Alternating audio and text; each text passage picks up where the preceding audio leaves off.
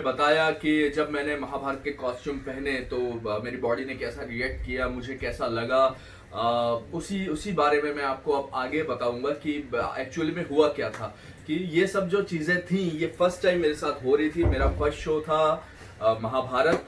तो और mytho show, मेरे को पता नहीं था कि इतनी दिक्कतें माइथो करते समय आती है। एक्चुअली क्या है, जब हम माइथो शो करते हैं तो एक तो हमारी बॉडी हैबिचुअल नहीं होती वैसी ज्वेलरी पहनने के लिए, वैसे कपड़े पहन के हम कंफर्टेबल नहीं होते। क्योंकि धोती ये फर्स्ट टाइम मैंने पहनी थी, चलने में दिक्कत आ रही थी। ज्वेलरी जो नेकलेस गले में डलता था वो काफी बड़ा था, काफी भारी था, तो मेरे गर्दन में बहुत सी दिक्कतें, मेरे को ऐसे हिलाने में बहुत सी दिक्कतें आ रही थी।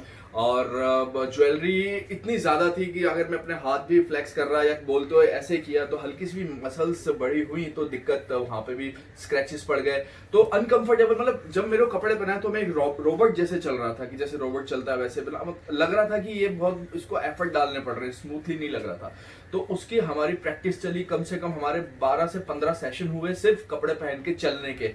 बहुत सारी दिक्कतें आई, फिर धीरे धीरे हमें वो कंफर्ट जोन आने लग गया उन सब चीज़ों में। और बाकी जो हमारे कॉस्ट्यूम डिजाइनर थे उन्होंने भी हमसे पूछा कि और क्या क्या दिक्कतें आ रही हैं। तो नीचे फाइबर, नीचे फॉर्म लगता है, रुई जैसी एक चीज़ होती है जो नीचे लगा दी जाती है ज्वेलरी के, तो जिससे आपको ज्वेलरी चुभती नहीं है।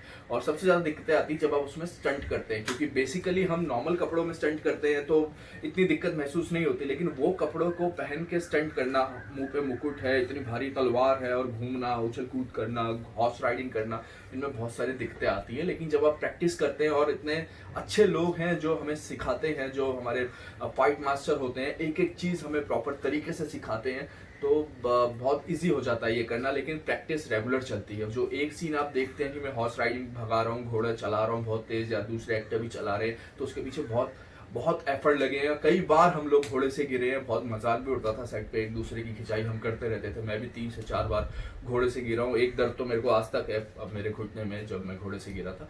और ट्रेंड घोड़े होते हैं और वो सीधा एक्शन बोलते ही भागने लग जाते हैं। वो सारे के सारे घोड़े जो होते हैं ट्रेंड होते हैं।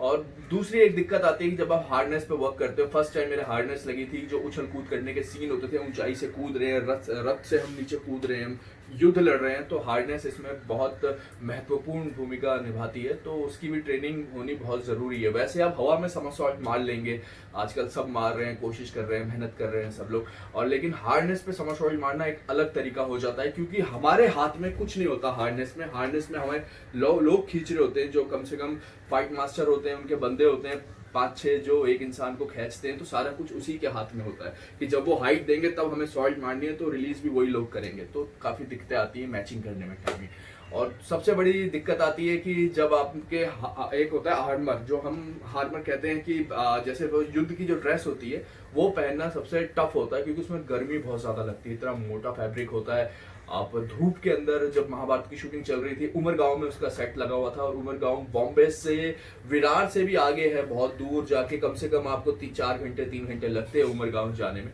बहुत हालत खराब हो जाती है वहाँ पे सेट लगा हुआ था महाभारत का। और आज भी उसी सेट पे पोरस शूट होता है, महाकाली आया था वो शूट हुआ था वहाँ पे, पोरस शूट हुआ था वहाँ पे।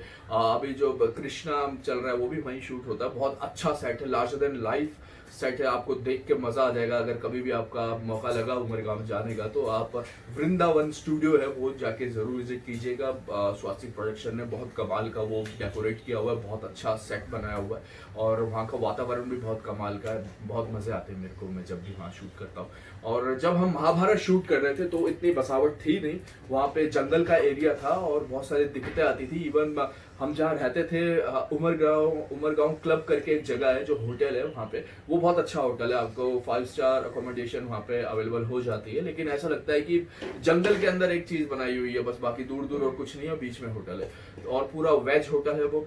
और वहाँ पे दिक्कत ये आती थी कि अब जैसे हमारे अब युद्ध का सीन चल रहा है, अब हम पैकअप हो गया, पूरे बाल गंदे है, सब चीज़ गंदी है, तो वहाँ पे इवन उस टाइम पे सिर्फ लाइफ बॉय मिलता था, लाइफ बॉय साबुन, बस हम वही यूज़ करते थे, वही बालों पे लगाओ, वही इसी से नहा लो, वही फेस वॉश, सब चीज़ वही। जो कुछ भी लाना है तो आपको बॉम्बे से लाना पड़ेगा। बॉम्बे के लिए गाड़ी कब गई, कब आएगी, क्या है क्या नहीं, इसमें सारी दिक्कतें होती थी। और ड्राइवर को बोले कि भाई कंडीशनर इस कंपनी का ले आओ, उस कंपनी का ले आओ, तो वो मिलता नहीं था, ड्राइवर को पता नहीं चलता था, तो वो कुछ भी उठा के ले आता था। तो बस थोड़ी खाने पीने की दिक्कतें थी वहाँ पे, बेसिक। बाकी जो जो हम कहते थे, हमारे प्रोड्यूसर्स बहुत अच्छे थे, वो हमें इवन सप्लीमेंट के डब्बे तक हमें प्रोवाइड करते थे वे प्रोटीन के। और ये एक्सपीरियंस रहा मेरा। इसमें दिक्कतें मेरे को सिर्फ इतनी आई कि कपड़े पहनने में थोड़ी दिक्कत आई, उसके बाद हॉर्स राइडिंग करने में दिक्कत आई, उसके बाद जब एक्शन की क्लासेस होती थी कि बहुत सारे जैसे हमें वेपन्स चलाने हैं तो उसके लिए मेरे को काफ़ी दिक्कत आई।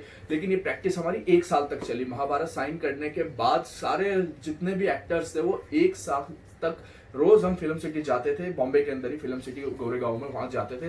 वहां नव्या का सेट था, वहां पे हमारी ट्रेनिंग चलती थी कि कैसे हमें एक्शन करना है, तो हमें सारा सिखाया जाता था। उसके बाद 1 साल के बाद हम सब लोग उमरगांव पहुंचे, उमरगांव में जाके शूटिंग चालू हुई। तो ये सारी जर्नी रही मेरी बीच में, ऐसा चलता रहा। और आगे अब क्या वीडियो आना, ये तो मैंने आपको सारा अपनी लाइफ से जुड़ा हुआ ये सारी चीज़ें मैंने आपको बता दी। अभी अगले वीडियो में आप कुछ और नया जानेंगे मेरे बारे में। थैंक्स।